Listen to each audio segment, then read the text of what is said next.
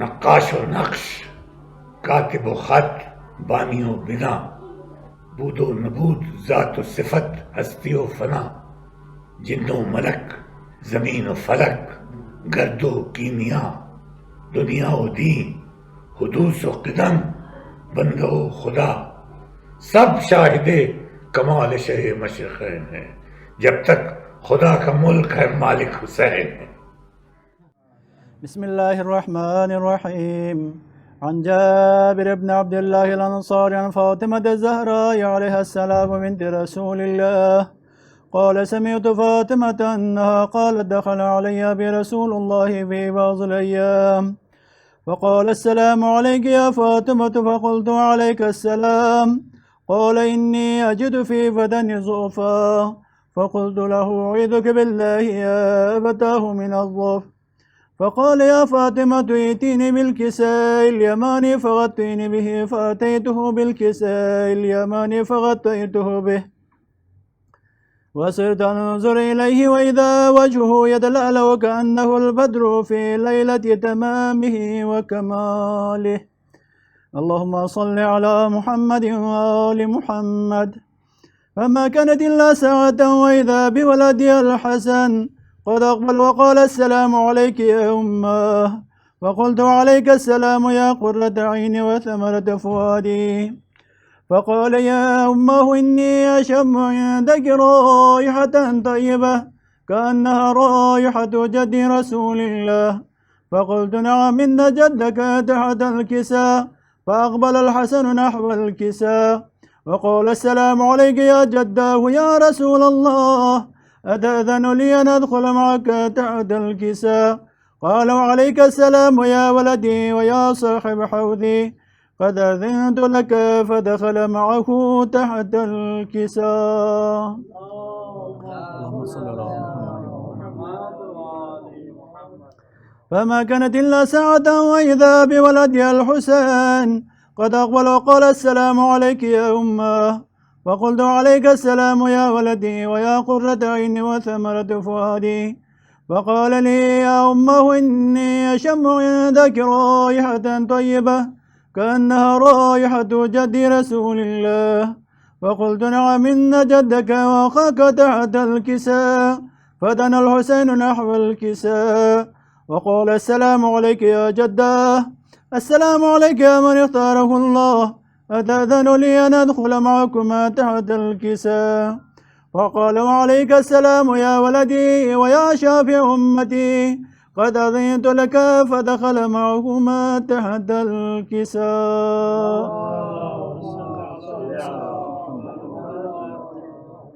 فأقبل عند ذلك أبو الحسن علي بن أبي طالب وقال: السلام عليك يا بنت رسول الله. وقلت: عليك السلام يا أبا الحسن ويا أمير المؤمنين. فقال: يا فاطمة، إني أشم عندك رائحة طيبة كأنها رائحة أخي وابن عم رسول الله. فقلت: نعم، ها هو مع ولديك تحت الكساء. فأقبل علي نحو الكساء وقال: السلام عليك يا رسول الله، أتأذن لي أن أكون معكم تحت الكساء؟ قال له: عليك السلام يا أخي ويا وصي وخليفتي وصاحب لوائي، قد أذنت لك. فدخل علي تحت الكساء.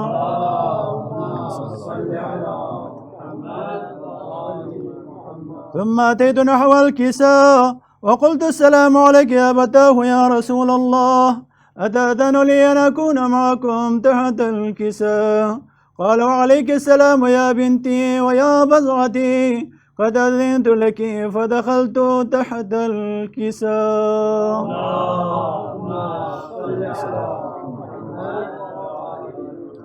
فلما اكتملنا جميعا تحت الكساء أخذ برسول الله بطرفي الكساء وأومى بيده اليمنى إلى السماء وقال: اللهم إن هؤلاء أهل بيتي وخاصتي وحامتي، لحمهم لحمي ودمهم دمي، يؤلمني ما يؤلمكم ويحزنني ما يحزنكم. أنا حرب لمن حاربكم وسلم لمن سالمكم وعدو لمن عاداكم ومحب لمن أحبكم، إنكم مني وأنا منكم. واجعل صلواتك وبركاتك ورحمتك وغفرانك ورضوانك علي وعليهم، وأذهب عنهم الرجس وطهركم تطهيرا.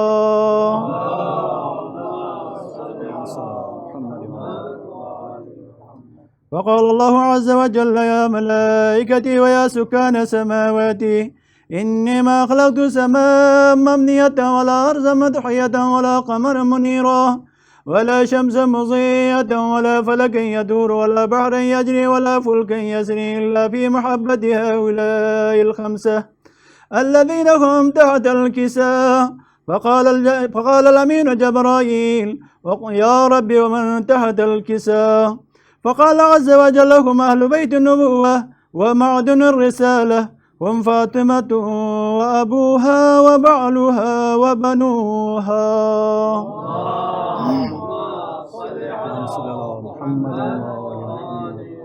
فقال جبرائيل: يا ربي أتأذن لي أن أهبط إلى الأرض لأكون معكم سادسا؟ فقال الله: نعم قد أذنت لك. فأخذ الأمين جبرائيل وقال: السلام عليك يا رسول الله. العلي الأعلى يقرئك السلام ويخصك بالتحية والإكرام ويقول لك: وعزتي وجلالي إني ما خلقت سماء مبنية ولا أرضا مدحية ولا قمرا منيرا ولا شمسا مضيئة ولا فلكا يدور ولا بحرا يجري ولا فلكا يسري إلا لأجلكم ومحبتكم، وقد أذن لي أن أدخل معكم، فهل تأذن لي يا رسول الله؟ فقال رسول الله: وعليك السلام يا أمين وحي الله، إنه نعم قد أذنت لك. فدخل جبرائيل معنا تحت الكساء.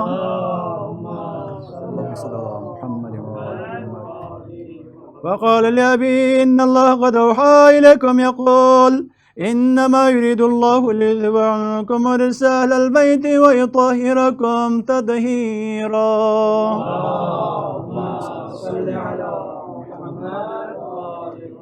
فقال علي لأبي: يا رسول الله، أخبرني ما لجلوسنا هذا تحت الكساء من الفضل عند الله.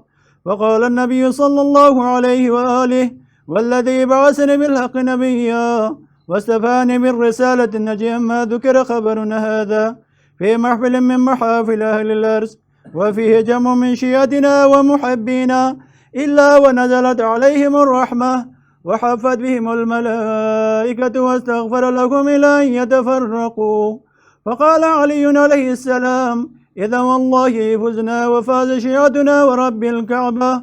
فقال بي رسول الله صلى الله عليه وآله: يا علي، والذي بعثني بالحق نبيا واستفاني بالرسالة النجية ما ذكر خبرنا هذا في محفل من محافل أهل الأرض، وفيه جمع من شيعتنا ومحبينا، وفيه مهموم إلا وفرج الله همه، ولا مغموم إلا وكشف الله غمه، ولا طالب حاجة إلا وقضى الله حاجته. فقال علي عليه السلام: إذا والله فزنا وسعدنا، وكذلك شيعتنا فازوا وسعدوا في الدنيا والآخرة ورب الكعبة. اللهم صل على محمد وآل محمد. ایک سلام پیش خدمت ہے. ان کے عاشق میسم و سلمان و بوذر ہو گئے. ان کے عاشق میسم و سلمان و بوذر ہو گئے. کتنے قطرے لطف حیدر سے سمندر ہو گئے. ان کے عاشق میسم و سلمان و بوذر ہو گئے. کتنے قطرے لطف حیدر سے سمندر ہو گئے. ڈس رہا ہے ہر علی دشمن کو اب تک یہ خیال. ڈس رہا ہے ہر علی دشمن کو اب تک یہ خیال، کس لیے پیدا علی کعبے کے اندر ہو گئے.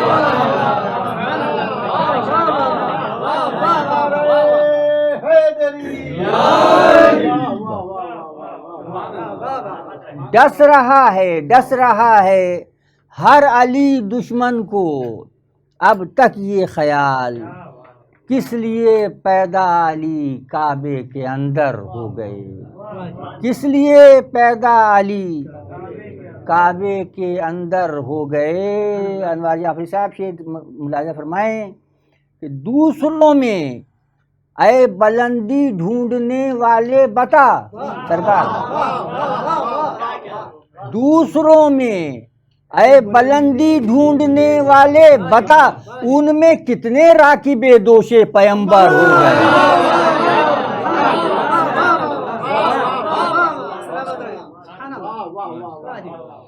دوسروں میں اے بلندی ڈھونڈنے والے بتا، دوسروں میں اے بلندی ڈھونڈنے والے بتا، ان میں کتنے راکب دوش پیمبر ہو گئے۔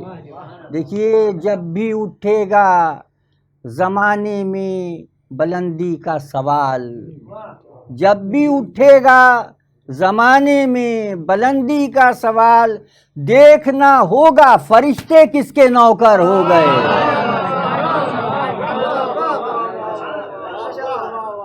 جب بھی اٹھے گا زمانے میں بلندی کا سوال، دیکھنا ہوگا فرشتے کس کے نوکر ہو گئے، دیکھنا ہوگا فرشتے کس کے نوکر ہو گئے۔ مرتضیٰ سے ہٹ کے ملتے ہی نہیں ہیں مصطفیٰ، مرتضیٰ سے ہٹ کے ملتے ہی نہیں ہیں مصطفیٰ، کیسے پہنچیں شہر تک جو لوگ بے در ہو گئے۔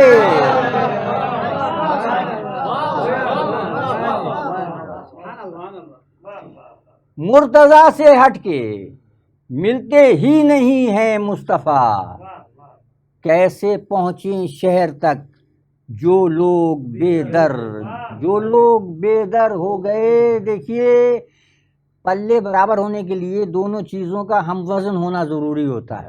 شعر پیش کر رہا ہوں سرکار، ایک طرف خالق کی مرضی، ایک طرف خالق کی مرضی، ایک طرف حیدر کا نفس، ایک طرف خالق کی مرضی، ایک طرف حیدر کا نفس، یہ وہ منزل ہے جہاں پلے برابر ہو گئے۔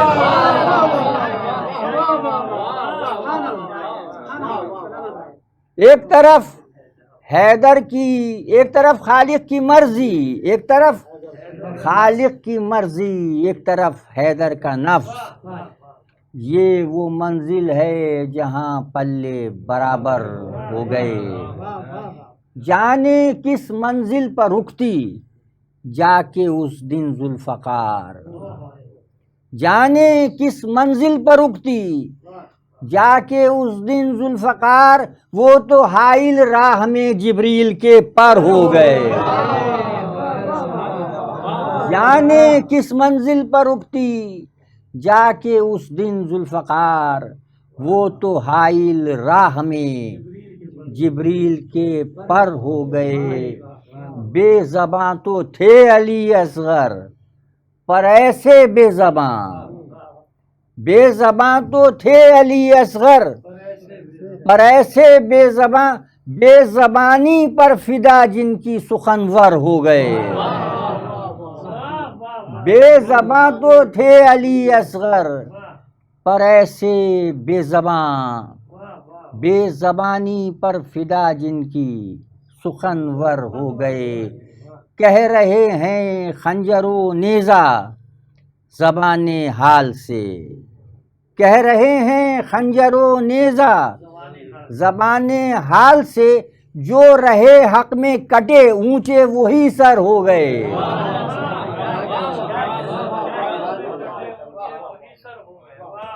کہہ رہے ہیں خنجر و نیزہ زبان حال سے، جو رہے حق میں کٹے اونچے وہی سر ہو گئے۔ اور دیکھیے کربلا جاتے ہوئے ہوگا قیامت کا سما، آج کا دن خاص طور پر شہزادہ علی اصغر سے منسوب بھی ہے. دیکھیے ان کا ذکر لازمی ہونا چاہیے کہ کربلا جاتے ہوئے ہوگا قیامت کا سما، گود سے صغرا کی گر مانوس اصغر ہو گئے. کربلا جاتے ہوئے ہوگا قیامت کا سما، گود سے صغرا کی گر مانوس اصغر ہو گئے. بے ردائی تھی پھوپھی کی ہر قیامت سے فزوں، بے ردائی تھی پھوپھی کی ہر قیامت سے فزوں، شام میں یوں اس قدر سجاد مضطر ہو گئے. بے ردائی تھی پھوپھی کی ہر قیامت سے فزوں، شام میں یوں اس قدر سجاد مضطر ہو گئے. جس نے اے کوثر غم شبیر میں گریہ کیا، جس نے اے کوثر غم شبیر میں گریہ کیا، اس کے آنسو نازش تسنیم و کوثر ہو گئے. جس نے اے کوثر غم شبیر میں گریہ کیا، اس کے آنسو نازش تسنیم و کوثر ہو گئے. اور شہزادہ علی اصغر کے حوالے سے 4-5 اشعار ایک نوعے سے اقتباس کے طور پر تاکہ ذکر ہو جائے شہزادے کا. بانو کا اب یہ ہے نوحہ اصغر جھولا خالی ہے، بانو کا اب یہ ہے نوحہ اصغر جھولا خالی ہے. ماں جھولے کے پاس کھڑی ہے، عادت ہاتھوں کو تو وہی ہے، عادت ہاتھوں کو تو وہی ہے. جھولا جھلا دوں لیکن یہ کیا اصغر جھولا خالی ہے. ماں کے دل کو بہلانا تھا، ماں کے دل کو بہلانا تھا، رن سے زندہ لوٹ آنا تھا، رن سے زندہ لوٹ آنا تھا. کس دل سے دیکھوں اے بیٹا اصغر جھولا خالی ہے. عمر نہ جانے کتنی پڑی ہے، عمر نہ جانے کتنی پڑی ہے، اور قیامت کتنی بڑی ہے. اف یہ منظر دیکھنا ہوگا اصغر جھولا خالی ہے. بہن یہ غم جھیلے گی کیسے، بہن یہ غم جھیلے گی کیسے، تم ہی نہیں کھیلے گی کیسے. ہائے سکینہ رہ گئی تنہا اصغر جھولا خالی ہے. اور سر مقطع آخری شعر نوحے کا پیش خدمت ہے کہ زوجہ حر لے آئی ہے پانی، زوجہ حر لے آئی ہے پانی، گریاں سکینہ ہے اے جانی. زوجہ حر لے آئی ہے پانی، گریاں سکینہ ہے اے جانی. پانی کا کس کو دے کوزہ اصغر جھولا خالی ہے. بانو کا نوحہ اے کوثر کرتا ہے ہر دل کو مضطر، بانو کا نوحہ اے کوثر کرتا ہے ہر دل کو مضطر. کتنا ہے پرسوز یہ نوحہ اصغر جھولا خالی ہے. اعوذ باللہ من الشیطان الرجیم، بسم اللہ الرحمن الرحیم، الحمدللہ رب العالمین، الصلاۃ والسلام علی اشرف الانبیاء والمرسلین، سیدنا و نبینا ابی القاسم محمد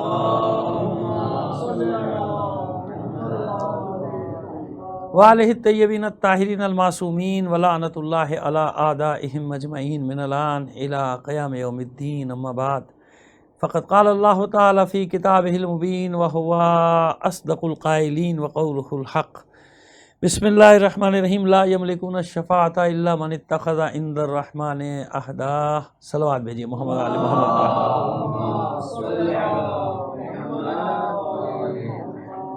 بس قیامت کے دن کسی کو اختیار حاصل نہیں شفاعت کرنے کا، مگر یہ کہ جنہیں اللہ نے یہ اختیار دیا ہو. جن کا اللہ کی بارگاہ میں قول و قرار ہے، عہد و پیمان ہے، جنہیں اللہ اجازت دے دے، یہ ہم بیان کرتے چلے آ رہے ہیں۔ آج کچھ اور ہستیوں کا ذکر کیا جائے گا کہ جنہیں اللہ نے یہ اختیار دیا ہے شفاعت کا۔ اچھا، ایک ہوتی ہے چیز غرور علمی اور ایک ہوتا ہے غرور عبادت۔ بعض لوگوں میں غرور علمی آ جاتا ہے، بعض لوگوں میں غرور عبادت۔ آج اس کا بھی ذکر کریں گے، اسی تمہید میں یہ دو ہم نے آپ کے سامنے اصطلاحیں رکھ دیں تاکہ ان کی آج تشریح بھی تھوڑی سی بعد میں آگے چل کر کر دیں گے کہ ایسا کیوں ہے، لیکن اور سمجھانے کے لیے آسان کیے دیتے ہیں۔ جو بات آج ہمیں کرنا اس کا اس سے بہت گہرا تعلق ہے۔ شیطان، ابلیس کیا تھا؟ یہ اس نے دعویٰ کیا تھا نا پروردگار کی بارگاہ میں کہ تو نے مجھے آگ سے خلقتہ خلقتنی من نار، تو نے مجھے خلق کیا کس سے؟ آگ سے، خلقتہ من طین، اور اسے مٹی سے خلق کیا ہے۔ تو اس کو غرور تھا کہ میری ساخت، میری خلقت جو ہے وہ آدم سے افضل ہے، میں آگ سے خلق ہوں، اور پھر میں نے تیری اتنی عبادت کی، مجھ جتنی عبادت کون کرے؟ کہتے ہیں ہزاروں سال، 5000 سال، 50,000 سال، نہ معلوم کتنے ہزار سال اس کی عبادت کا روایات میں ہے، ظاہر ہے قرآن میں تو یہ اس کے عبادت کے سالوں کا ذکر نہیں، لیکن روایات میں تو ملتا ہے، قصص انبیاء میں تو ملتا ہے اس کا ہزاروں سال اللہ کی عبادت کرتا۔ اور پھر یہ کہ اس کو یہ بھی غرور تھا کہ میں اتنا بڑا عالم، میں جتنا جانتا ہوں اللہ کو کون جانتا ہے، کائنات کو مجھ سے زیادہ کون جانتا ہے، یہ اس کی کیا حیثیت ہے؟ یہ ذہن میں رکھیے گا آپ، یہ ساری چیزیں انشاءاللہ آج بیان کریں گے جہاں جہاں بھی مومنین اس کو سماعت فرمائیں گے کہ بعض اوقات انسان کو احساس ہی نہیں ہوتا، نہیں معلوم ہوتا، وہ غرور علمی کا شکار ہو جاتا ہے، وہ اپنے آپ کو بہت بڑا، اب میں وہ اصطلاح استعمال نہیں کرنا چاہتا جو ہمارے یہاں آج کل استعمال ہو رہی ہے کہ کیا پڑھا ہے کیا نہیں پڑھا یہ تو معلوم نہیں، نہ دنیاوی تعلیم کا معلوم ہے، نہ دینی تعلیم کا معلوم ہے، کچھ نہیں معلوم۔ اور اگر آپ نے پوچھ لیا کسی مدرسے کا تو غصے ہو جائیں گے ایک دم کہ صاحب مجھے کیا جاہل سمجھتے ہیں؟ ارے بھائی پوچھ رہے ہیں کہ آپ کہاں سے پڑھیں، کس حوض علمیہ سے پڑھ کر آئیں۔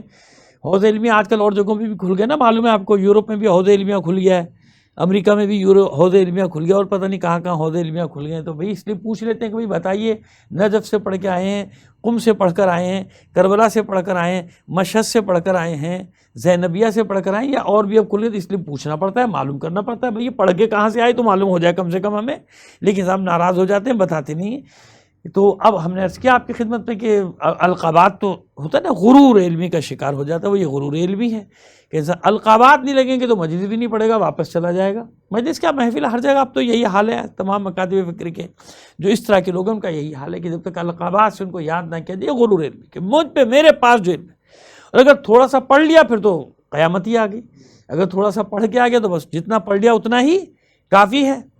اور وہ جناب اس کے بعد پھر ایک ظاہر ہے شہرت کے لیے تو بہت ساری اور بھی راستے ہوتے ہیں نا، ضروری تو نہیں کہ انسان، اب آج کل تو ضروری نہیں رہا، پہلے تو علماء اپنے علم کی وجہ سے شہرت حاصل کرتے تھے، اب تو شہرت حاصل کرنے کے بہت سارے ذرائع ہیں، اور آپ جانتے ہیں، مجھ سے بہتر جانتے ہیں، جو سماج سر ہیں وہ بھی جانتے ہیں کہ شہرت حاصل کرنے کے، سستی شہرت کے لیے پتہ نہیں کتنے ذریعے، ان کو استعمال کیا جائے۔ ضروری ہے کہ پڑھا لکھا جائے، ضروری ہے کہ کتابوں میں، کتاب خانوں میں جا کے اپنی بقایا زندگی کو خرچ کیا جائے، ویسے ہی ہو جائے گا، سب کچھ ہو جائے گا۔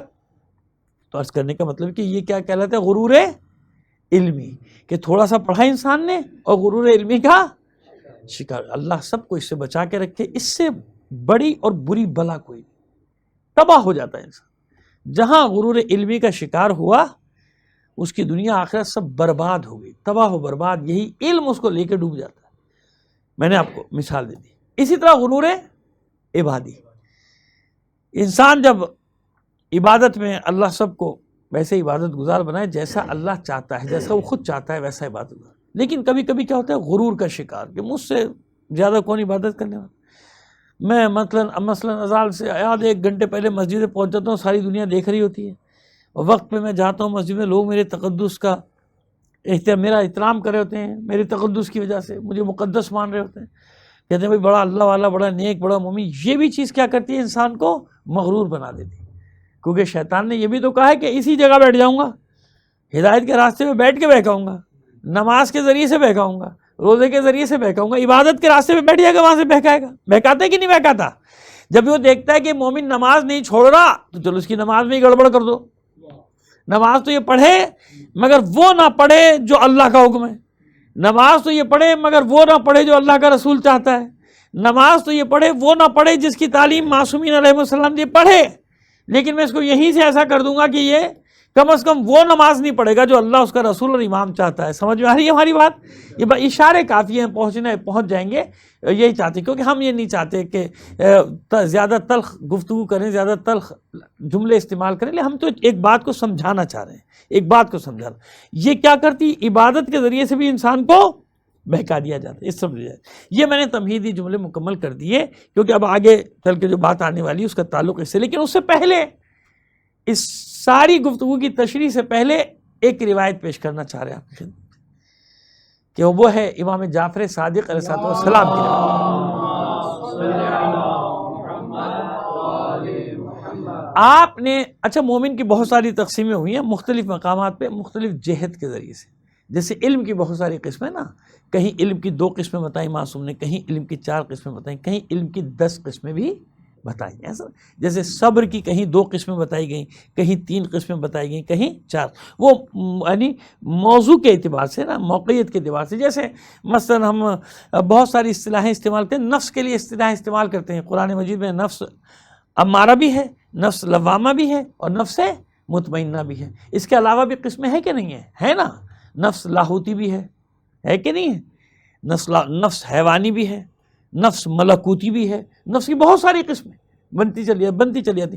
کیا میدان کے اعتبار سے عرفا کا میدان ہے تو وہ الگ تقسیم کرتے ہیں، اسی طرح جب عقائد کے میدان میں آتے ہیں تو یہ اس لیے عرض کریں تاکہ یہ محفوظ ہو رہی ہے نا گفتگو، ریکارڈ ہوئی، سب کو سمجھ میں آ جائے بات کہ عقائد میں دیکھیے الگ الگ حصے ہیں۔ متکلمین بحث کریں گے تو وہ الگ، ان کی اصطلاحات بالکل الگ ہوں گی، فلاسفہ بحث کریں گے ان کی اصطلاحات الگ ہوں گی، عرفا بحث کریں گے تو ان کی اصطلاحات الگ ہوں گی، منطقین چلو وہ متکلمین میں ہی آ جاتے ہیں، لیکن ہر ایک کی اپنی اپنی اصطلاحات ہیں۔ مجبرہ، مفوضہ، معتدلہ، 3 اصطلاحیں ہو گئی نا، یعنی ایک اعتبار سے اسلام میں، بلکہ تمام دنیا کے مذاہب کو ہم 3 حصوں میں تقسیم کر سکتے ہیں اس فکر کے اعتبار سے، مجبرہ ہے یا مفوضہ ہے یا معتدلہ ہے۔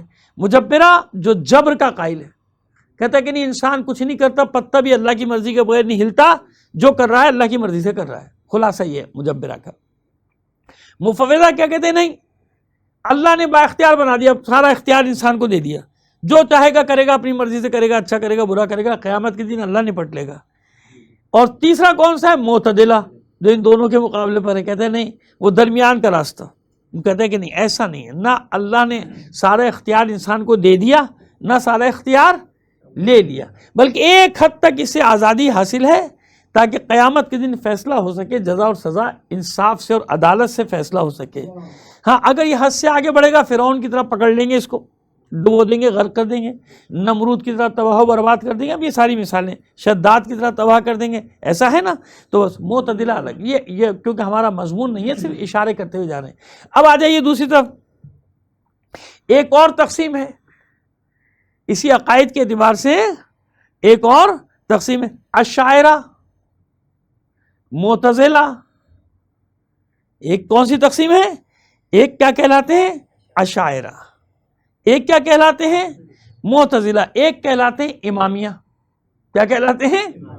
اب یہ دیکھیں نا، آپ کو یہ کہ صاحب آپ تو کہتے ہیں 3 تقسیمیں، 3 تو وہ ہو گئی، 3 تو میں نے کہا نا کہ موضوع کے اعتبار سے کس موضوع پہ کس میدان میں بات کی جا رہی ہے اس حساب سے تقسیمیں الگ الگ بن جاتی، وہ تقسیم ایک اعتبار سے، یہ تقسیم دوسرے اعتبار سے، ٹھیک ہے۔ اب یہاں یہ ساری یہ اب جملے اس لیے عرض کر دیتا ہوں کیونکہ ظاہر ہے کہ اس کے بعد مجھے تشریح کا موقع نہیں ملے گا، یہ مجالس جاری ہیں، ظاہر دنیا بھر میں لوگ دیکھ رہے ہیں، تو کم از کم ان کو یہ باتیں ذہن میں میرے جملے رہ جائیں گے، تو ان کے بات سمجھ میں آ جائے گی کہ اب جو میں مومن کی 2 قسمیں بتا رہا ہوں تو یہ اس اعتبار سے بتائے جا رہے ہیں جہاں امام جعفر صادق علیہ السلام فرما رہے ہیں۔ صلوات بھیجیے۔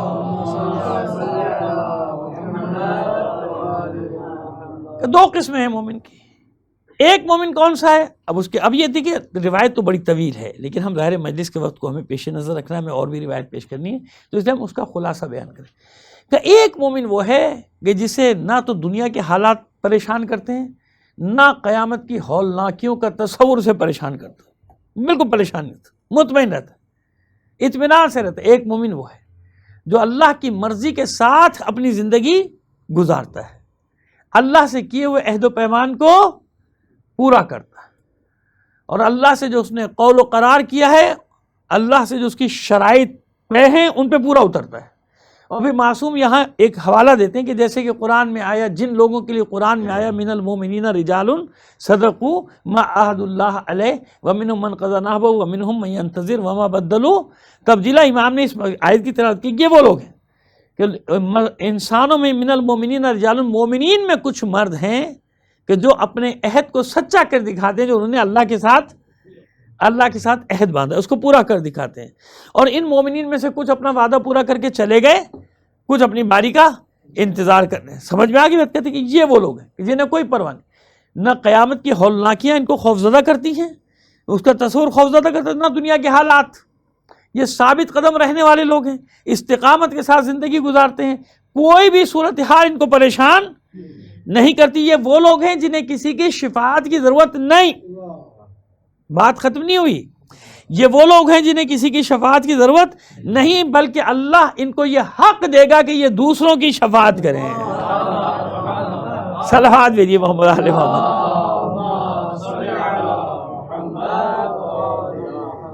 یعنی باعمل مومن کو اللہ نے یہ حق دیا، باعمل مومن کو اللہ نے یہ اختیار دیا کہ قیامت کے دن صرف یہ نہیں کہ اس کی بخشش ہوگی بلکہ وہ دوسروں کی شفاعت کرنے کے بھی قابل ہوگا. اچھا، اب جو اس کے مقابلے میں عقیدے بنائے گئے وہ اس لیے تو بنائے گئے کیونکہ کسی کے پاس کہیں ڈھونڈنے سے بھی ایسی ہستیاں ملتی نہیں. اچھا، ہم تو بڑے اطمینان اور یقین کے ساتھ کہہ دیتے ہیں کہ کربلا کے 72 شہداء میں سے کوئی ایک بھی ہماری شفاعت کر دے ہم کامیاب ہو گئے. بھائی ہم کہتے ہیں کہ حسین کا غلام بھی ہماری شفاعت کرنے کا حق رکھتا ہے، جناب جون بھی ہماری شفاعت کا حق یعنی حق ہے ان کے پاس کہ ہماری شفاعت کر سکیں. ہم کہتے ہیں جناب میثم تمار، ہم کہتے ہیں جناب مقداد، ہم کہتے ہیں جناب بزرگ غفاری، ہم کہتے ہیں جناب سلمان فارسی، ہم کہتے ہیں جناب عمار یاسر. یہ سب یہ اختیار رکھتے ہیں کہ نہ صرف ان کی اپنی شفاعت بلکہ دوسروں کی شفاعت کا حق بھی رکھتے ہیں. ان میں سے ایک ایک نہ معلوم کتنوں کو صورت میں، لشکروں کی صورت میں شفاعت کرا کے اپنے ساتھ جنت میں لے جائے گا. آپ یہ کہتے ہیں اللہ نے ایک معصوم بچے تک کو حق کے شفاعت دیا ہے، معصوم بچے کو. اور یہ روایات ہیں حقوق والدین کے بارے میں. یہ روایت آیت اللہ دستغیب شیرازی نے بھی نقل کیا ہے اس روایت کو کہ حضور پیغمبر ختمی مرتبہ صلی اللہ علیہ وآلہ وسلم گزر رہے تھے، اپنے صحابہ کرام کے ساتھ گزرے تھے قبرستان سے. ایک قبرستان سے گزرے، ایک قبر کے پاس سے دور چلے گئے اور سب سے کہا دور ہٹ کے چلو، اس قبر کے مکی پہ اللہ کا عذاب آ رہا ہے، دور ہٹ کے چلو. دور ہٹ کے چل گئے، سب چلے گئے. جب واپسی ہوئی تو سب نے چاہا کہ اس قبر سے دور ہٹیں، دیکھا کہ حضور اسی کے پاس سے گزر رہے ہیں، اسی کے پاس سے. تو یہ عجیب بات تھی نا. تو جب پہنچ گئے شہر میں، مدینے میں پہنچے، مسجد النبی میں پہنچے تو سوال کیا حضور یہ مسئلہ سمجھ میں نہیں آیا کہ جاتے میں تو آپ نے ہمیں حکم دیا کہ اس سے دور ہٹ جاؤ اور واپسی میں آپ اسی کے پاس سے آئے. تو حضور فرماتے کہ ہاں، مسکرائے، ایسے تھا. جب ہم جا رہے تھے تو اس پہ عذاب آ رہا تھا اور جب ہم واپس آ رہے تھے تو اس کا عذاب ٹل چکا تھا. اچھا، عذاب کیوں ٹلا یہ سن لیجیے آپ ایک منٹ میں. کہ عذاب اس لیے ٹلا کہ اس نے اپنے پسماندگان میں ایک معصوم بچہ بھی چھوڑا ہے. آج اس کی بیوہ، اس بچے کی ماں، اس کی بیوہ اس بچے کو لے کر آئی ہے مسجد میں کہ اس بچے کو قرآن کی تعلیم دے، اس کو اللہ رسول کی تعلیم دی جائے. تو اس کے بچے نے اپنی توتلی زبان سے، لکنہ زدہ زبان سے اتنا کہا تھا بسم اللہ الرحمن الرحیم. ادھر اس نے اللہ کو رحمان و رحیم کے نام سے پکارا. اللہ کی جو اس کا رحمان و رحیم کی صفت، وہ اللہ کی مشیت جس کو کہتے ہیں، وہ رحمت الہی جوش میں آئی اور اللہ نے اس بچے کے صدقے میں اس کے باپ پر کی قبر پر سے عذاب کو ٹال دیا. دیکھا اب دیکھا آپ نے کہ وہ پروردگار عالم ایک معصوم بچے کو کیا کہہ رہا ہے، حق دے رہا ہے شفاعت کا. بھئی وہ ہمارے یہاں بھی اور ہمارے برادران کے بھی یقیناً پڑھی جاتی ہوگی.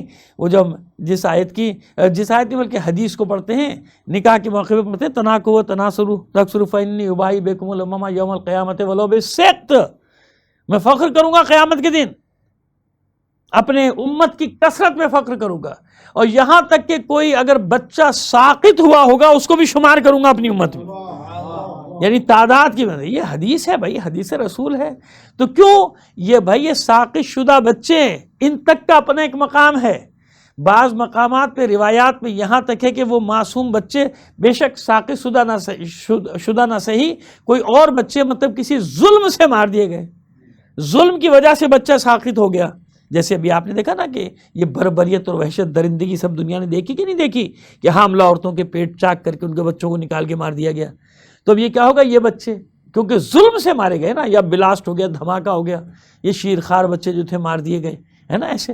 تو یہ جنت کے دروازے پہ کھڑے ہو جاتے ہیں، جنت میں نہیں جاتے. جب ان کو حکم دیا گیا جاؤ، کہ نہیں، جب تک ہمارے ماں باپ کو نہیں بخشے گا ہم نہیں جائیں گے. صلوات بھیجیے محمد علی محمد. تو یہ میں حق شفاعت کی بات کر رہا ہوں. حق شفاعت ہے کہ نہیں ہے، کہ اس مومن کو نہ صرف یہ کہ اس کو اپنی شفاعت نہیں بلکہ وہ دوسروں کی بھی شفاعت کرے گا. یہ اب دوسرا حصہ، دوسرا مومن کون سا ہے؟ معصوم فرماتے ہیں دوسرا مومن وہ ہے جو ایک نرم ٹہنی کی مانند ہے، یعنی کبھی جھک جاتا ہے کبھی سیدھا کھڑا ہو جاتا ہے، ہوا کا مقابلہ نہیں کر پاتا. ہوا کا، یہ اب تشریح کر رہا ہوں معصوم کے جملے کی، آندھیوں کا مقابلہ نہیں کر پاتا. جو فضا ہوا چل رہی ہوتی ہے، جس طرف لوگ جا رہے تھے، اس کا مقابلہ نہیں کر پاتا، اس کے مقابلے میں کھڑا نہیں ہو پاتا، جھک جاتا ہے. یعنی کیا ہوتا ہے، حالات کے سامنے گھٹنے ٹیک دیتا ہے، استقامت نہیں دکھا پاتا. کا مومن ہے لیکن اس ٹہنی کی مانند ہے، اس نرم ٹہنی کی مانند ہے جو کبھی جھک جاتی ہے، کبھی سیدھا کھڑا ہو جائے گا، کبھی بالکل عقیدہ صحیح کر لے گا، کبھی پھر جھک جائے گا، کبھی ایسا. کہا کہ یہ وہ ہے کہ جو دنیا میں بھی دنیا کے حالات سے بھی پریشان ہو جاتا ہے اور آخرت کی ہولناکیوں کا تصور بھی اسے خوف زدہ کر دیتا ہے، ڈرا ہوا رہتا ہے کہ تب معلوم نہیں میرے ساتھ کیا ہوگا، معلوم نہیں میرے ساتھ کیا ہوگا. اب کوئی زبان سے کہے یا نہ کہے، لیکن زندگی میں ایسے وقت ضرور آتے ہیں جب انسان سوچنے میں مجبور ہوتا ہے کہ باتیں تو میں اتنی کرتا ہوں، قبر میں گیا تو پھر کیا ہوگا، قبر میں جانے کے بعد کیا ہوگا. کاش انسان سنجیدگی سے ان باتوں کو سوچ لیا کرے. خیر، تو جو میں عرض کرتا ہوں، معصوم فرماتے ہیں کہ دوسرا یہ ہوگا، دنیا میں بھی پریشان رہے گا اور آخرت کی ہولناکی کا تصور بھی، آخرت کے حالات کا تصور بھی خوف زدہ کر دے گا، ڈرے گا کہ میرے ساتھ کیا ہوگا، میرے ساتھ کیا ہوگا، میرے ساتھ. لیکن کیونکہ مومن ہے، کچھ نہ کچھ تو کام کیے ہیں نا. اب فرماتے کہ اس کو شفاعت کی ضرورت ہوگی. اسے کس کی شفاعت کی ضرورت ہوگی؟ معصوم. ہم اس کی شفاعت کریں گے، اس مومن کی شفاعت کریں. لیکن ایک بات یاد رکھیے گا، اب یہ بات ادھوری رہ جائے گی اگر مولا عارفان علی ابن ابی طالب علیہ السلام کا ذکر باب شفاعت میں آپ کی ایک روایت ملتی ہے جس میں آپ نے فرمایا ہے، تفصیلی روایت تو میں نہیں پڑھ سکتا، خلاصہ عرض کر رہا ہوں. اس میں معصوم نے فرمایا کہ ہاں، ایک تو وہ ہوگا نا جو ڈائریکٹ جنت میں چلا جائے گا اپنے اعمال کی وجہ سے، ایک وہ ہوگا جو ڈائریکٹ جہنم میں چلا جائے گا اپنے اعمال بدعمالیوں کی وجہ سے، ایک وہ ہوگا بتا رہے ہیں کہ جو گناہ گار مومن ہوگا، گناہ گار ہوگا، خوف کے عالم میں جائے گا، خوف و رجا کے عالم میں دنیا سے جائے گا، اور اس کو جہنم میں بھیجا جائے گا اس کے اعمال کی وجہ سے. کہاں بھیجا جائے گا؟ لیکن ہم اس کی شفاعت کریں گے، ہم اس کی شفاعت کریں گے اور اسے جہنم سے نکال لائیں گے جنت میں. اب دیکھیے سوال ہے یہاں پہ، اچھا یہاں تک لوگ پڑھتے ہیں، اس کے آگے نہیں پڑھتے، روایت اس سے آگے بھی ہے، یہاں تک پڑھتے ہیں بس کہ بھئی دیکھیں نا کہ اتنے بڑے بڑے گناہ گار معصوم ان کی شفاعت کریں گے چلے جائیں گے. تو میرے بھائی اگر ایسا ہوتا تو پھر جو عمل کر رہا ہے وہ عمل ہی کیوں کرے بھائی؟ وہ جب جانا ہے، اس کو بھی جانا ہے، مجھے بھی جانا ہے، تو چلو پھر. آگے روایت میں اور بھی کچھ ہے، خود بھی جا کے دیکھ لیجیے گا، میں صرف اشارہ کر رہا ہوں. آگے روایت میں یہاں تک ہے کہ ہاں ہماری شفاعت پہنچنے تک اسے سزا مجھے، کیونکہ اللہ کا وعدہ ہے قرآن میں، نص قرآنی سے شیعہ تھوڑی لڑتا ہے، نص قرآنی سے شیعہ کبھی نہیں لڑ سکتا. فَمَن يَعْمَلْ مِثْقَالَ ذَرَّةٍ خَيْرًا يَرَهُ وَمَن يَعْمَلْ مِثْقَالَ ذَرَّةٍ. پھر وہی بات آ جاتی ہے کہ اگر کسی جرم کی سزا نہ ہو تو عدالت زیر سوال آ جائے گی. اچھا انصاف سے بتائیے کہ معصوم نے چاہے وہ 4.5 سال کی ظاہری حکومت، اس 4.5 سال کی ظاہری حکومت میں اگر کوئی ایسا مقدمہ آیا کہ کوئی چاہنے والے کی مقدمہ آئے، تو بتائیے علی نے عدالت قائم کی یا نہیں کی؟ کیوں بھائی؟ کیوں بھائی؟ ہم تو گناہ گار ہیں سارے، ہم تو یوں ہی شفاعت ہو جائے گی بغیر کسی سزا کے ملے ہوئے. اور جو علی کے ساتھ تھے، جنہوں نے علی کا ساتھ دیا، نہروان میں علی کے ساتھ رہے، صفین میں علی کے ساتھ رہے، جمل میں صفین کے ساتھ علی کے ساتھ رہے، جب ان کا مقدمہ آیا تو علی نے عدالت قائم کی کہ نہیں کی؟ اگر مجرم تھا تو سزا دی کہ نہیں دی؟ بھائی عدالت ہمارے ہی تو اصول دین میں اور کس کے ہے؟ سب سے دوسرا جو اصول ہے وہ کیا ہے؟ توحید. توحید کے بعد عدل ہے نا. تو عدل ہے کہاں؟ تو اب ایک طرف تو ہم کہہ رہے ہیں کہ عدالت اصول دین میں ہے، اور دوسری طرف خود ہی عملی طور پہ کہیں اس کے خلاف چلے جائیں تو اچھا یہ بتائیے، وہ جو آنے والا آ رہا ہے، علی کا وارث آ رہا ہے، حسین کا وارث آ رہا ہے، پیغمبر ختمی مرتبت کا وارث آ رہا ہے، وہ کیسی عدالت قائم کرے گا؟ اپنوں کو چھوڑ دے گا، اگر جرم کریں گے دوسروں کو مارے گا؟ آپ بتا دیجئے، جو آپ کہیں گے میں مان لوں گا۔ اگر آپ کا یہی عقیدہ ہے، یہی نظریہ کہ صاحب وہ اپنوں کو تو کچھ بھی نہیں کہے گا، اپنے کچھ بھی کرتے رہے، دوسروں کو سزا دے گا، تو دنیا یہی تو کہے گی کہ بھئی پہلے والوں میں کہ دنیاوی حاکموں میں اور یہ الہی خلیفہ میں فرق کیا ہوا؟ بھئی دنیا کے حاکم بھی یہی کرتے ہیں کہ اپنوں کو چھوڑ دو سفارشیں لے لے کے اور دوسروں کو سزائیں دے دو۔ تو اب سمجھ میں آ رہی ہے بات کہ نہیں؟ سزا تو کچھ نہ کچھ ملے گی۔ اب کوئی بتائے نہ بتائے بھائی یہ وہ ہے، ڈرتا ہے لوگوں سے تو اور بات ہے، ہم نے تو آپ کو بتا دیا سیدھا سیدھا، کیونکہ ہمیں بھی جواب دینا ہے آگے جا کے نا، معلوم نہیں کب پہنچ جائے قبر کی تاریکی میں، تو جواب تو دینا ہے ہمیں۔ صلوات بھیجیے محمد آل محمد پر۔ تو اب سمجھ میں آئے کہ شفاعت کے اس کی شفاعت ہوگی۔ اب آئیے جس کے لیے ہم نے پہلے تمہید باندھی تھی، ایک صلوات اور عنایت فرمائیے۔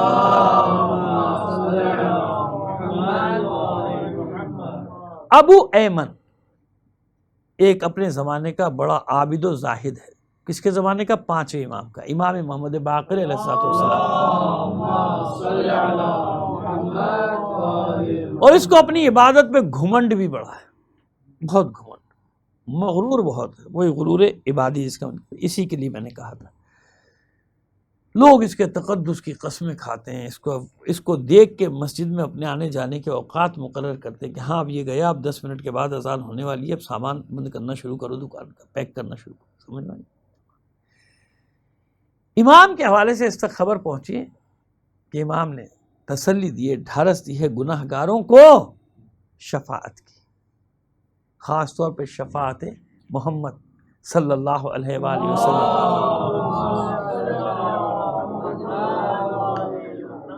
اس کو بڑا غصہ آیا، دل میں لا گیا۔ اچھا ویسے ہی اس کے دل میں، ایسے لوگوں کے دل بغض سے بھرے ہوئے ہوتے ہیں، اہل بیت کے بغض سے بھرے ہوئے ہوتے ہیں، بے شک ان کی پیشانی پہ کتنے ہی داغ ہوں، ہے نا۔ ایک ہوتا ہے سجدے کا نشان، جس کو کہا جاتا ہے کہ ان کی پیشانی سے نور چمک رہا ہے۔ ایک ہے علی کے بغض کی سیاہی، سمجھ گیا بھائی، اتنا کافی ہے۔ ایک ہے سجدہ جس سے نور چمک رہا ہوتا ہے، ایک وہ ہے جس سے علی کے بغض کی سیاہی ظاہر ہو رہی ہوتی۔ تو بس اس کے چہرے پر بھی علی کے بغض کی سیاہی۔ دیکھیں میں کئی مقامات پر عرض کر چکا ہوں کہ بلال کا، حضرت بلال رضی اللہ تعالیٰ عنہ کا، بلکہ بھیا ہم تو سیدھی سی بات ہے، ہم تو ان کو بھی سلام اللہ علیہ کہتے ہیں، دنیا مانے نہ مانے، جو کو مقدمہ ہونا نہ بنا لو۔ حضرت بلال کو ہم کیا کہتے ہیں؟ حضرت بلال سلام اللہ علیہ۔ اب یہ اس پہ تب جائیں گے کہ پہلے رضی اللہ تعالیٰ عنہ نہیں کہتے تھے، اب یہ سلام اللہ علیہ کہنا شروع کر دیتے۔ بھائی ہاں تب آنا تو ہے ہمیں، کیونکہ ہمیں اتنا تو معلوم ہے کہ علی کے دشمنوں کو جلانے کا بھی ثواب ہوتا ہے۔ صلوات بھیجیے محمد آل محمد پر۔ تو جو علی کے محبت کرنے والے ہیں وہ تو خوش ہوں گے نا، کسی بھی مکتب کے ہوں بھائی، علی سے محبت کرنے والے وہ تو خوش ہوتے ہیں، وہ سنیوں کے شیعہ علی سے محبت کرے گا تو خوش ہوتا ہے نا۔ تو جناب حضرت بلال سلام اللہ علیہ کا رنگ سیاہ ہے کہ نہیں ہے؟ جناب جون ابن ہوئی غلام ابو ذر جو کربلا میں شہید ہوئے، ان کا رنگ سیاہ ہے کہ نہیں ہے؟ لیکن نہیں، یہ وہ رنگت نہیں ہے سیاہی کی، ان کے دل سیاہ نہیں ہے، بلکہ ان کے دل میں جو نور ہے ان کے چہرے کی سیاہی کو ختم کر کے چہرے کو نورانی بناتا ہے۔ اچھا میں تشریح ہمیشہ اس لیے کرتا ہوں کہ بھئی رنگت بنانا یہ اللہ کے ہاتھ میں ہے، جس کو جیسا بنایا، میرے ہاتھ میں تھوڑی ہے، میں اختیار رکھتا ہوں کہ میں گورا پیدا ہو جاؤں کہ کالا پیدا ہو جاؤں۔ یہ تو امتحان کے اللہ نے رکھا، پہچاننے کے لیے بھی رکھا، امتحان کے لیے بھی رکھا۔ لیکن دل کا جو نور ہے، ممکن ہے رنگ انسان کا بہت سفید ہو لیکن دل سیاہ ہونا چاہیے، دل سیاہ ہو، لیکن دل اگر نورانی ہے تو چہرے پہ کتنی ہی سیاہی ہو، اللہ ان کے چہروں پہ نور کے آثار پیدا کر دیتا ہے۔ اس کے لیے بڑی بڑی روایتیں، میدان حشر کی بھی روایتیں جناب بلال کے لیے بھی، اور جناب ابو ذر جناب جون ابن ہوئی غلام ابو ذر کے لیے بھی۔ لیکن خیر آگے چلتے ہیں جناب، بات کو لے کر آگے بڑھتے ہیں۔ تو اب وہ اس کے پیشانی پہ بھی بڑے بڑے داغ، سجدوں کے بہت بڑے بڑے داغ اس کے پیشانی پہ۔ یہ غصے میں تل ملاتا ہوا آیا امام کے، اور میں نقل کفر نبشت، میں روایت کے الفاظ نہ کروں، اس نے آ کے براہ راست توہین کی امام کی، معاذ اللہ معاذ اللہ، براہ راست۔ جانتے ہیں کیا کہتا ہے؟ کیوں آپ لوگوں کو دھوکہ دیتے ہیں؟ معاذ اللہ معاذ اللہ۔ 1000 بار بے شمار بار استغفار کر کے میں نے جملہ نقل کیا ہے، روایت کا جملہ نقل کیا ہے۔ یہ بدبخت، یہ ملعون، جس کو اپنی عبادت میں بڑا گھمنڈ ہے، عبادت میں بڑا ناز ہے، معصوم سے آ کے کہتا ہے کیوں لوگوں کو گمراہ کرتے ہیں؟ یہ کیا آپ نے، اب میں اگر محاورے کی زبان میں ترجمہ کر دوں تو اس کا ترجمہ یوں بنے گا کہ کیا آپ نے شفاعت محمد کی رٹ لگائی؟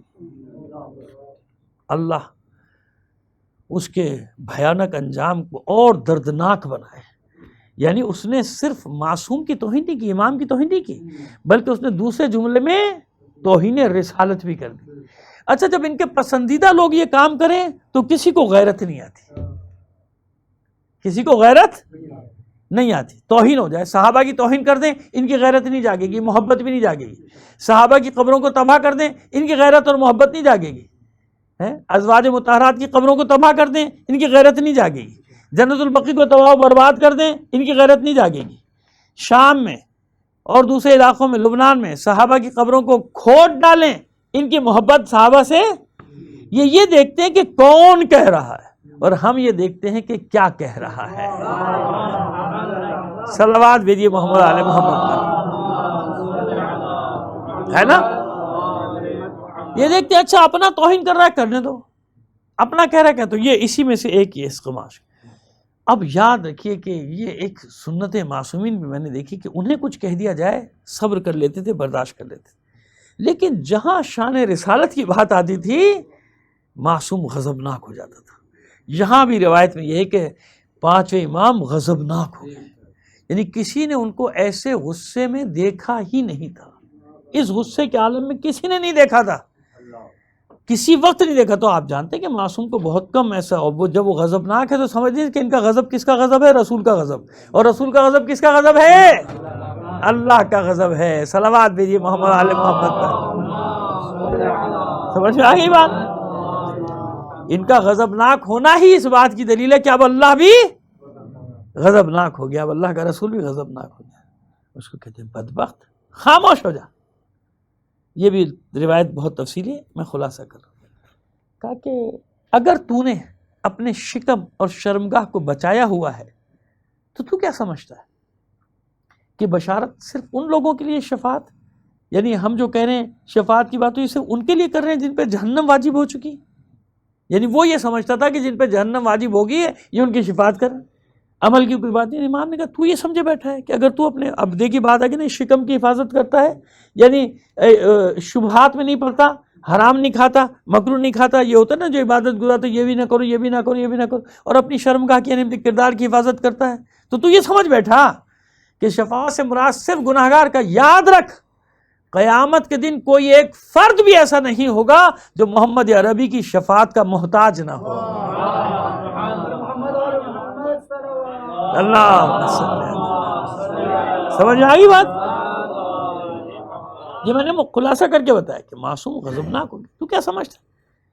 کہاں تیری عبادت، کہاں اپنی عبادت کے؟ تو دھوکے میں پڑا ہوا ہے اپنی عبادت کے، تجھے معلوم ہی نہیں عبادت کا مفہوم کیا ہے، عبادت کہتے کسے ہیں، عبادت ہے کیا؟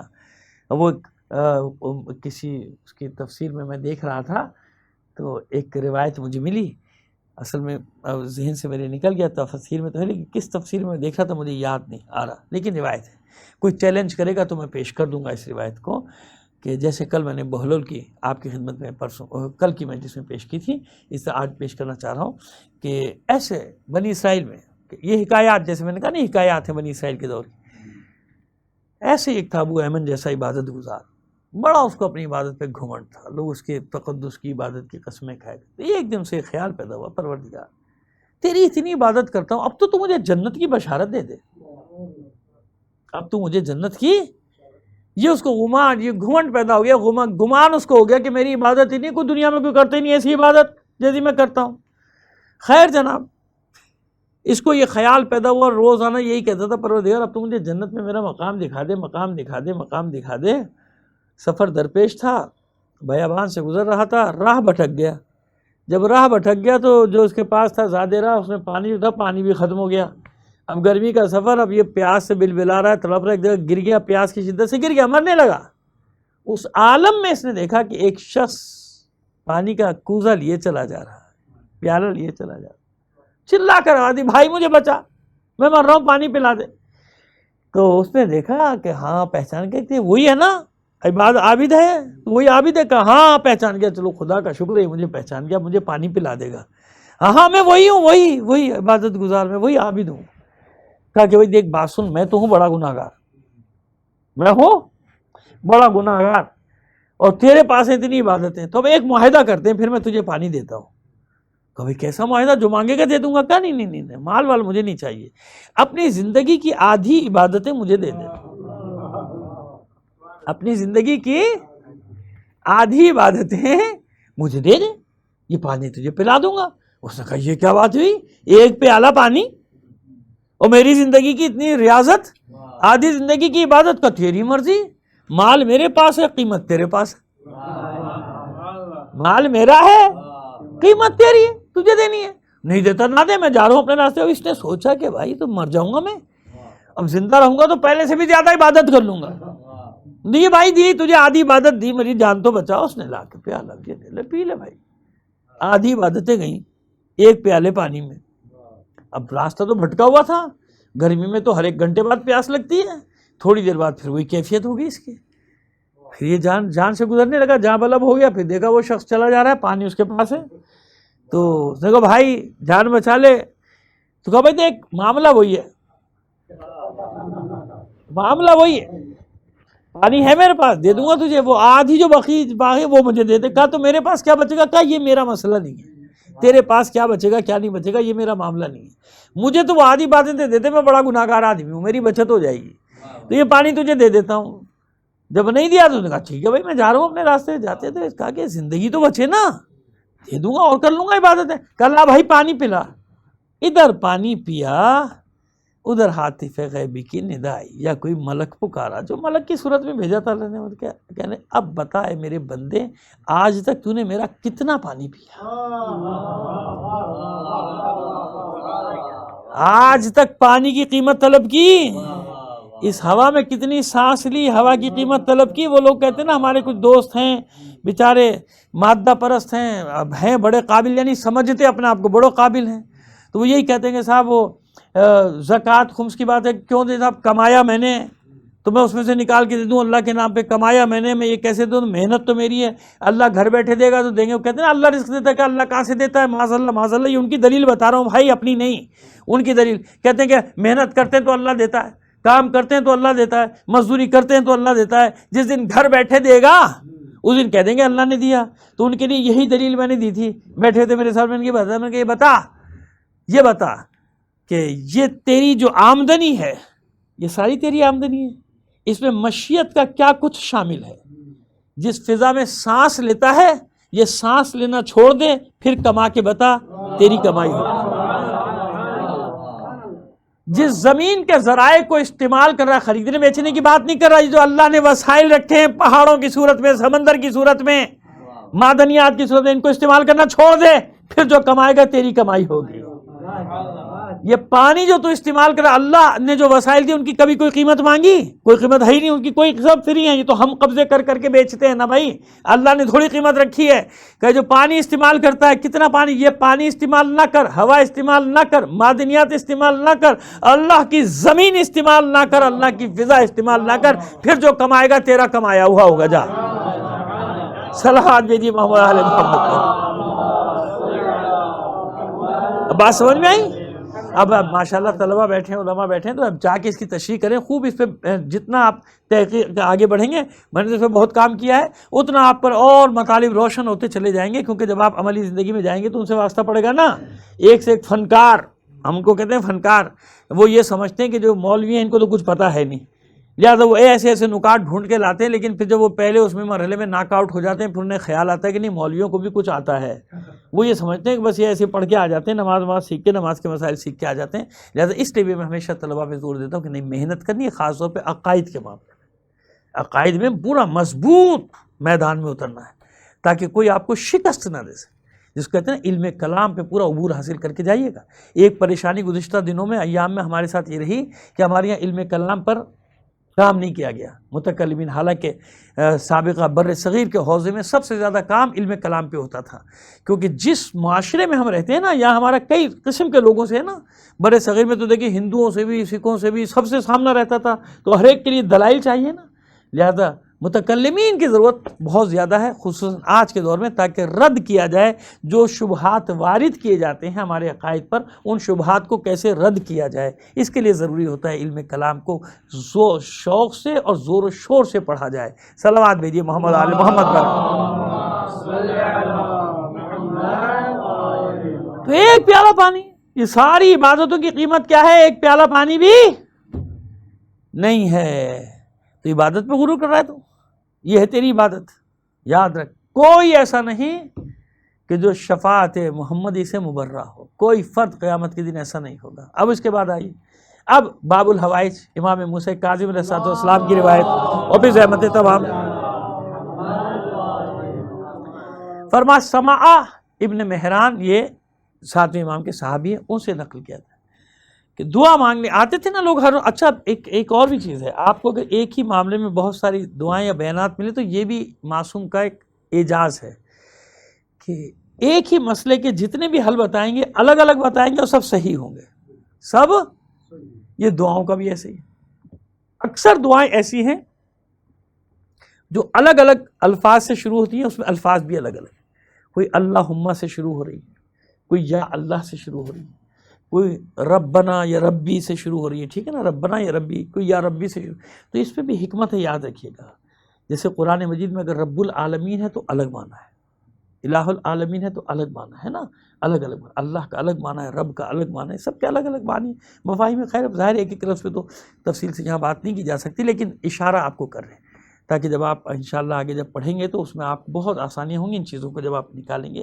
اور جو آپ جانتے ہیں، اور میں تو جب طالب علم تھا تو مجھے تو اس پہ پورا یقین ہے، اس بات پہ کہ بادشاہ کو تخت ملنے کی وہ خوشی نہیں ہوتی جو ایک طالب علم کو جب ایک مسئلہ اس کا حل ہوتا ہے، جو اس کو کیف، جو روحانی خوشی اس کو حاصل ہوتی ہے کہ واہ میں نے کیا مطلب نکالا ہے، اس خوشی کو کوئی بادشاہ بھی نہیں محسوس کرتا نا، کوئی حکمران بھی اس کی لذت نہیں جانتا جو لذت ایک طالب علم کو ایک مسئلہ حل کرنے کے بعد حاصل ہوتی ہے۔ صلوات بھیجیے محمد آل محمد پر۔ ہے نا ایسا؟ تو معصوم سے کہا، معصوم فرزند رسول دعا کیسے کرے، ہم دعا کیسے کریں؟ تو کہا کہ جب دعا مانگا کرو تو ایسے مانگا کرو۔ اب دیکھیے صحیفہ سجادی میں کتنی دعائیں ماشاءاللہ، اور جگہ پھر دیکھیے مفاتیح الجنان میں الگ، وظائف الابرار میں الگ۔ ہمارے پاس تو اتنا خزانہ ہے دعاؤں کا، اتنا خزانہ ہے جو کسی کے پاس ہے ہی نہیں۔ ساری دنیا کے خزانے ملا لو، جب بھی ہمارا اکیلے کا تشیع کا خزانہ دعاؤں کا اور وظیفوں کا، وظائف کا دعا ہمارے پاس بہت زیادہ ہے۔ میں کہ جب بھی دعا مانگو ایسے دعا مانگو، اللہم بحق محمد و علی، اللہم بحق محمد والی، اے پروردگار محمد اور علی کے حق کا واسطہ۔ اور کون ہے یہ دونوں؟ ان لہما شان من الشان، ان لہما عندک شان من الشان، وہ محمد اور علی جن کا تیری بارگاہ میں عظیم مقام ہے، عظیم شان ہے، میں تجھے ان کا واسطہ دیتا ہوں۔ معصوم فرماتے ایسے دعا مانگا کرو، اے اللہ تجھے محمد اور علی کے حق کا واسطہ جن کا تیری بارگاہ میں عظیم مقام ہے، اور جن کی شفاعت سے قیامت کے دن کوئی ایک شخص بھی مستغنی نہیں ہے۔ یعنی ایسا نہیں ہو سکتا کہ قیامت کے دن کوئی شخص ان دو ہستیوں کی شفاعت سے کا محتاج نہ ہو، یہ آسان ترجمہ۔ یعنی یہاں بھی وہی بات آ گئی، اب یہاں مولا عارفان کا اضافہ ہو گیا۔ یہ میں نے پہلے جو اب آپ کو یاد ہوگا مجلس کے آغاز میں جو حوالہ دیا، معصوم بچے کا حوالہ یہ سب دیا، کیوں کہ جب اللہ نے ایک ساقط شدہ بچے کو، ایک معصوم بچے کو یہ حق دیا، ایک معصوم بچے کو تلاوت کرنے کا یہ حق دیا کہ وہ تلاوت کرے قرآن کی، تو اس کے گناہ گار باپ کی وہاں پہ شفاعت ہو جائے، اس کا باپ بخش دیا جائے۔ تو اب مجھے بتائیے کہ جو امت کے دو باپ ہیں، ایک محمد اور ایک علی، کل جہاں آج ختم کریں نا، کل یہیں سے بیان کو شروع کریں گے انشاءاللہ، اور اگر بھول بھی جائیں تو آپ ہمیں یاد دلا دیجیے، تاکہ کیونکہ ایک بہت حسین مطلب جو ہے آنے والا ہے آگے، لیکن ہمیں وقت اب اجازت نہیں دیتا، لہٰذا اس کے بعد کا مطلب کل بیان کریں گے، تو یہ ذہن میں رکھیے۔ اب یہاں سے ہم آہستہ آہستہ لے آپ کو کہ کیا ہے، ابھی ہمیں جانا ہے آگے، مادر حسنین پر جانا ہے، کربلا تک جانا ہے، اور کہاں تک جانا ہے، کہ اسی لیے دنیا نے شفاعت کے عقیدے کا انکار کیا، کیونکہ وہ جانتے ہیں کسی کے پاس وہ ہستیاں ہیں ہی نہیں جو ہمارے پاس ہے نا، ہمارے پاس۔ اچھا اب مجھے بتائیے، میں ساقط شدہ عام بچے کا یہ عالم ہے، عام بچہ ظلم کے ذریعے سے مار دیا جائے تو باب جنت پہ کھڑا ہو جائے گا۔ اب اگر میں کہتا ہوں کہ علی اصغر کی شفاعت مجھے چاہیے، علی اصغر کس کا بیٹا ہے؟ سید الشہداء کا۔ اس سے زیادہ ظلم سے کون سا بچہ شہید کیا جائے؟ سمجھ رہے ہیں؟ جو ہم بار بار بات کرتے ہیں، کربلا والوں سے کسی کا بھی دامن مل جائے تقدیر سے، اتنا اختیار دے دے اللہ ہمیں، ان کو تو ہے شفاعت کرنے والوں کو۔ وہ پہلی مجلس میں بھی غالباً میں نے جناب مسلم کے بچوں کا حق شفاعت آپ کو بتایا تھا، نہیں بتایا تھا؟ یہاں علی اصغر میں نے عام بچوں کا حق بتایا، تو حسین کے بچے کا حق کیا ہوگا قیامت کے دن؟ کون ہے یہ بچہ؟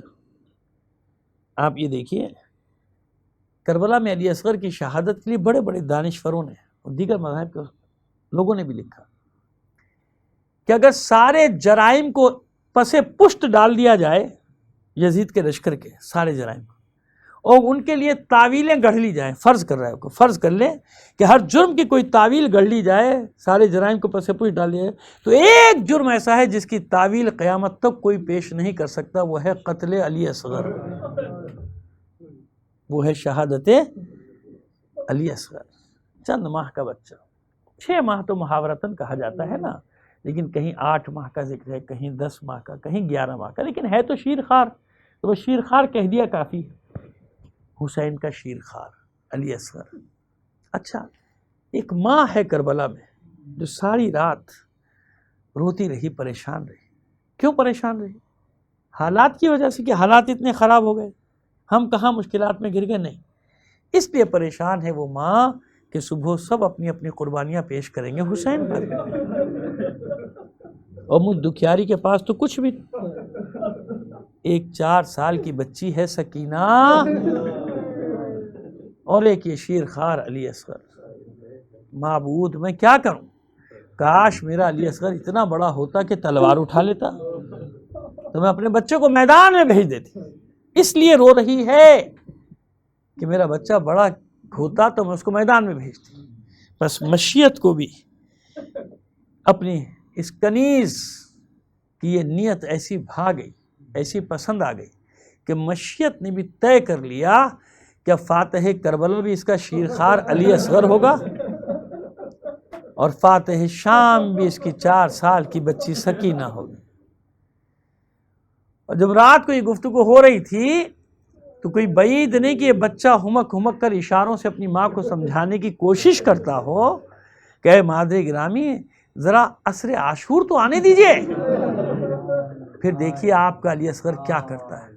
اگر فاتح فرات میرا چچا عباس ہوگا تو فاتح جنگ کربلا علی اصغر۔ آپ جانتے ہیں اب عباس کا لقب ہے فاتح فرات، اور علی اصغر کا لقب کیا ہے؟ فاتح جنگ کربلا۔ وہی ہوا جب عصر کے وقت استغاثہ حسینی بلند ہوا، حسین کے کانوں میں گریے کی آواز آئی خیموں سے بیویوں کے، واپس پلٹ کر آئے، اور جب ماجرا پوچھا تو بتایا گیا کہ آپ کا استغاثہ سن کر معصوم سے علی اصغر نے اپنے آپ کو جھولے سے گرا دیا۔ اب سن لیجئے کہ میرا تصور کیا ہے اس بارے میں۔ میرا تصور تو یوں ہے کہ جب حسین کا استغاثہ بلند ہوا ہوگا، بچے نے ہمک ہمک کر ماں کو بتانے کی کوشش کی ہوگی کہ مادر گرامی مجھے میدان میں جانا ہے، مجھے اپنے بابا کی نصرت کرنی ہے، لیکن جب کوئی سمجھ نہ سکا اس شیرخوار کی زبان کو، تو اس شیرخوار نے کروٹ لے کے اپنے آپ کو گہوارے سے نیچے گرا دیا۔ بس حسین نے جب یہ ماجرا سنا کہ لاؤ علی اصغر کو مجھے لاؤ، بہت پیاسا ہے، اس کی پیاس بجھا لاؤ۔ تو درست تو فرما رہا ہے میرا مولا حسین، اصغر کی پیاس ہی تو بجھانے لے جا رہے ہیں۔ کیوں؟ اس کا دادا حیدر کرار جام کوثر ہاتھ میں لیے انتظار کر رہا ہے کہ کب کربلا کا یہ ننھا علی آئے اور میں اس کو سیراب کروں۔ دھڑکتے دل کے ساتھ ماں نے بچے کو حسین کے حوالے کر دیا۔ حسین نے ابا کے دامن میں چھپایا علی اصغر کو، اور خیمے سے باہر نکلے۔ جھلستی ریت اور تپتی دھوپ، گرمی، آگ برساتا ہوا سورج، اس لیے ابا کے دامن میں چھپا لیا علی اصغر کو۔ جب لے کر آئے تو لوگ یہی سمجھے کہ شاید صلح کے لیے قرآن کو لے کر آ گئے، انہیں کیا معلوم کہ قرآن صامت نہیں، قرآن ناطق کا ایک پارہ ہے جو حسین لے کر آ رہے ہیں۔ حسین نے آگے خطاب کیا کہ تمہاری جنگ مجھ سے ہے، جو کچھ معاملہ ہے میرے ساتھ ہے، میرے معصوم بچے نے، میرے شیرخوار بچے نے کیا بگاڑا ہے؟ اس کی ماں کا دودھ خشک ہو گیا اور یہ جاں بلب ہے، اسے 2 گھونٹ پانی کے پلا دو، اسے تھوڑا سا پانی پلا دو۔ کوئی جواب نہ آیا۔ حسین نے ہاتھوں میں بلند کیا بچے کو اور پورے لشکر کے سامنے، جس طرف لشکر ہے ادھر پھیلا رہے ہیں اپنے ہاتھوں کو، دکھایا دیکھو میرا بچہ پیاسا ہے۔ کسی نے نہ سنا۔ حسین نے جلتی ریت پہ لٹا دیا۔ کیا تمہیں یہ خوف ہے کہ میں اس کے بہانے سے پی لوں گا؟ لو میں اپنے بچے کو ریت پہ لٹا کے پیچھے ہٹ جاتا ہوں۔ ریت پہ لٹایا، پیچھے چلے، آؤ تم میں سے کوئی آگے بڑھو، اسے پانی پلا دو۔ کوئی آگے نہ بڑھا۔ اب حسین نے علی اصغر کو آغوش میں لیا، کہا میرے لال تو بھی تو حجت خدا کا بیٹا ہے، حجت تمام کر دے۔ بس عزاداران حسین اب حملہ تھا علی اصغر کا، جیسے علی اصغر بھی انتظار کر رہے تھے کہ کب بابا مجھے اجازت دے، کب میں حملہ کروں۔ اور جانتے ہیں علی اصغر کا حملہ کیسا تھا؟ علی اصغر کا حملہ ایسا تھا کہ وہ جن کے ہاتھ علی اکبر کو برچھی مارتے ہوئے نہیں کانپے، عباس کے شان قلم کرتے ہوئے نہیں کانپے، وہ ہاتھ کانپ گئے، وہ لشکر پسپا ہو گیا، انہوں نے ہتھیار پھینک دیے، منہ پھیر پھیر کے رونا شروع کر دیا۔ کتنے ہی پسر سات کے سر پہ پہنچ گئے کہ اس بچے کو پانی پلانے کا حکم دے، ورنہ ابھی تلوار آپس میں چلتی ہے، ابھی خون کی ندی بہہ جائے گی۔ گھبرا گیا۔ ایسا مجاہد، کس مجاہد کو حسین لے کر آ گیا؟ یہ کون سا مجاہد ہے کہ میرا پورا لشکر پسپا ہو گیا؟ بس کیا کیا تھا اس ننھے سے علی اصغر نے؟ صرف اتنا کیا تھا، جب بابا سے اجازت ملی رخ پھیرا تھا لشکر کی طرف اور خشک ہونٹوں کی کمان میں سوکھی زبان کا تیر رکھ کر چلایا تھا۔ خشک ہونٹوں پر زبان کا پھرایا جانا تھا، یہ منظر دیکھا نہیں گیا تھا اشقیاء سے۔ گھبرا کے پسر سعد نے حرملہ کو طلب کیا، حرملہ ایسا کام کر، اقطع کلام الحسین، حسین کے کلام کو قطع کر۔ اس نے اپنا تیر کمان میں جوڑا، تیر سے شعبہ یعنی 3 منہ کا تیر۔ ننھا سا علی اصغر، چند ماہ کا، پیاس سے جاں بلب، آخر کتنا خون رہا ہوگا اس میں۔ علی اصغر کی گردن کا نشانہ لیا تیر سے۔ لیکن میں اپنے بزرگوں کے جملے یہاں پر پڑھتا ہوں کہ حرملہ نے تو کہا تھا، اب پسر سعد نے کہا تھا حرملہ حسین کے کلام کو قطع کر، یہ کب کہا تھا کہ ننھے علی اصغر کے گلے پہ تیر چلا دے؟ ہوا یہی ہوگا کہ حرملہ نے نشانہ لیا ہوگا حسین کی گردن کا، لیکن ابھی حسین کا آخری مجاہد زندہ ہے، آخری مجاہد باقی ہے۔ علی اصغر تیار ہوئے، نظریں تیر پر گاڑ دیں، ادھر تیر چلا، علی اصغر تیار تھے۔ جو ہی تیر نزدیک آیا، بچے نے ہمت کی اپنا گلا تیر کے سامنے کر دیا۔ عزاداران حسین، پہلے تیر نے علی اصغر کے گلے کو چھیدا، بعد میں حسین کے بازو میں پیوست ہوا۔ پس یہ علی اصغر کی تیر کا گردن کا کمال تھا کہ تیر کو اپنی گردن پہ لے کے اس کے زاویے کو، اس کے رخ کو موڑ دیا۔ عزاداروں، لوگ کہتے ہیں کہ تیر لگتے ہی من کا ڈھلک گیا، رخ پھر گیا گردن کا، نہیں، ارے تیر کی کیا مجال تھی، علی اصغر کے رخ پھیر دیتا۔ علی اصغر نے تو خود کروٹ لی تھی تاکہ گھوم کر خیمے کی طرف دیکھے، جہاں خیمے کے در سے اس کی ماں اس کی جنگ دیکھ رہی ہے۔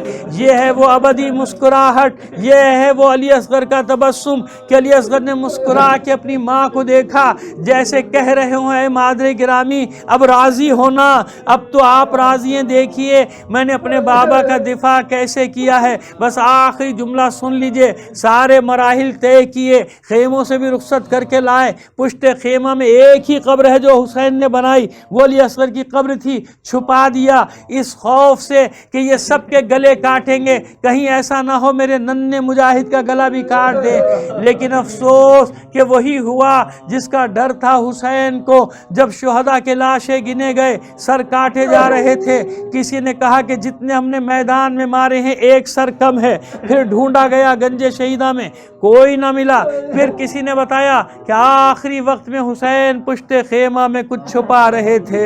گھوڑوں کی نال بندی کی گئی، نیزہ بردار تیار ہوئے، آئے، پشت پشت خیمہ کی زمین کو اپنے نیزوں سے کھودنا شروع کیا، ماں کا کلیجہ حلق میں آ گیا، پشت خیمہ کے در خیمہ سے دیکھ رہی ہے، پشت خیمہ کے در سے دیکھ رہی ہے اور دعا کر رہی ہے، معبود میرے اصغر کی خیر ہو، لیکن اصغر کی تمنا تو کچھ اور ہے۔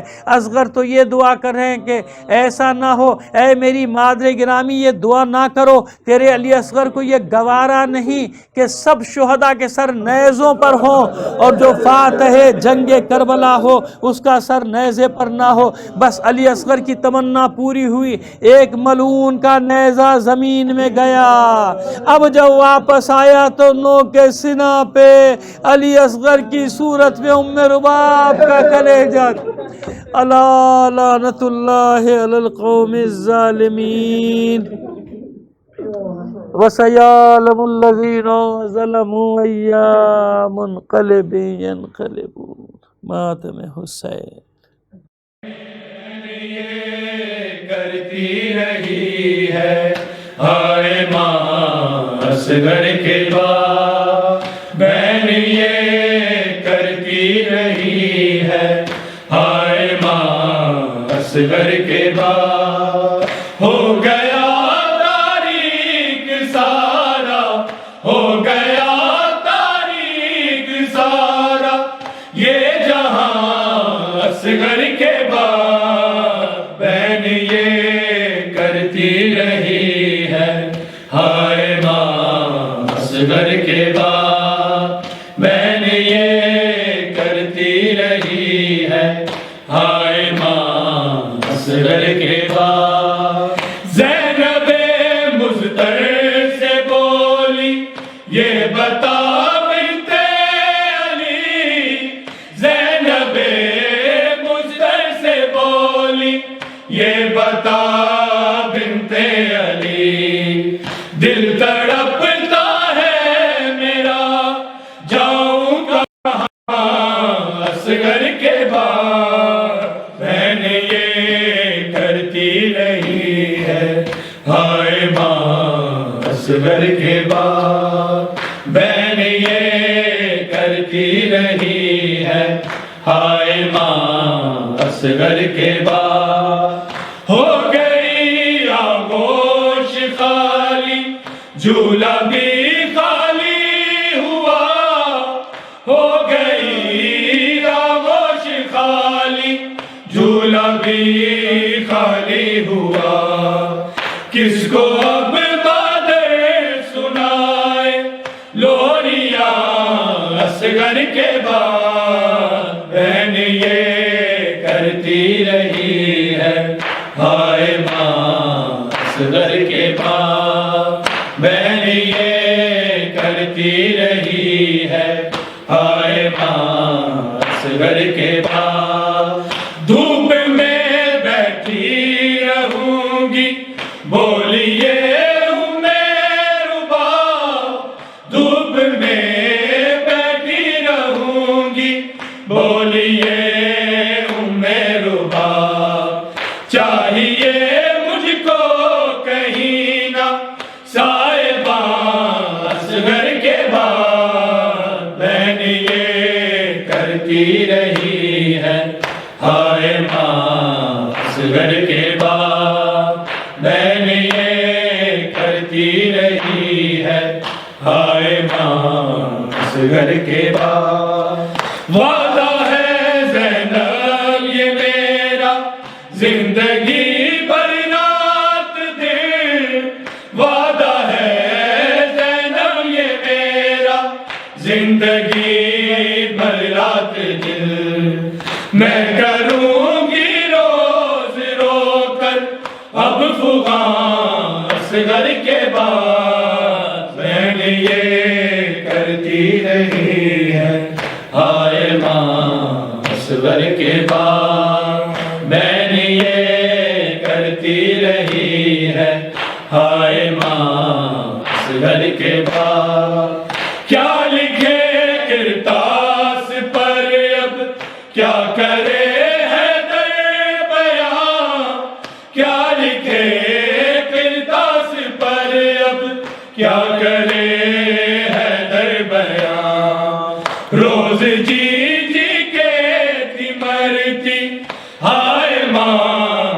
اصغر کے بعد بہن یہ کرتی رہی ہے، ہائے ماں اصغر کے بعد بہن یہ کرتی رہی ہے، ہائے ماں اصغر کے بعد ہو گیا تاریک سارا، ہو گیا تاریک سارا یہ جہاں اصغر کے بعد بہن یہ کرتی رہی ہے، ہائے ماں اصغر کے بعد بہن یہ کرتی رہی ہے، ہائے ماں اصغر کے بعد